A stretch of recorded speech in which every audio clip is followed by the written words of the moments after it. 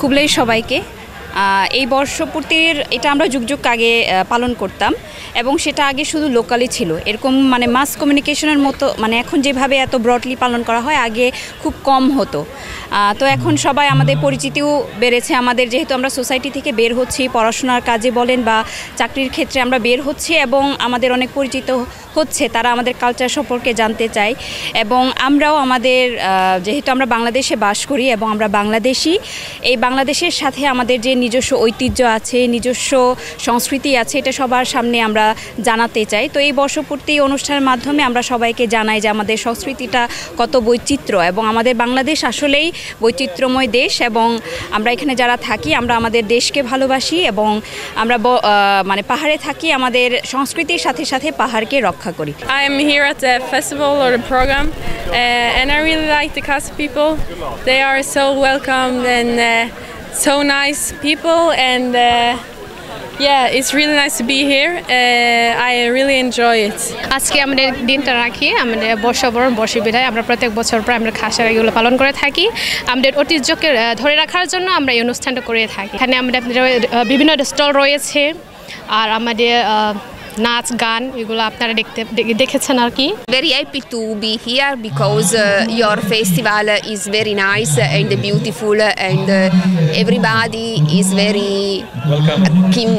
kind people and so thank you for everyone. Enjoy বলতে সবার সাথে দেখা হয়, এরপরে যাদের সাথে কথা হয় না এরপরে ওইখানে আসার পরে ওদের সাথে মানে পরিচিত নতুন নতুন মুখ দেখি। এখানে নাচ গান যার যারি অঞ্চলের যার যারি ভাষা আমাদের আছে, সিলেটি ভাষা যেরকম আপনাদের শুদ্ধ ভাষা যেরকম, নোয়াখালী ভাষা যেরকম, আমাদের এখানে ভিন্ন ধরনের ভিন্ন ভাষা।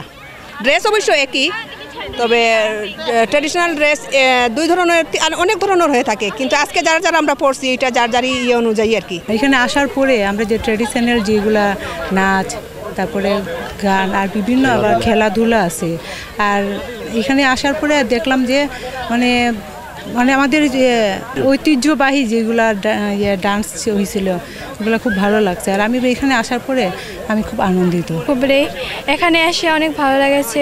এখানে মেলা মানে বিভিন্ন আয়োজন হয়েছে, এখানে নাচ গান মানে আরও বিভিন্নভাবে খেলাধুলা হয়েছে।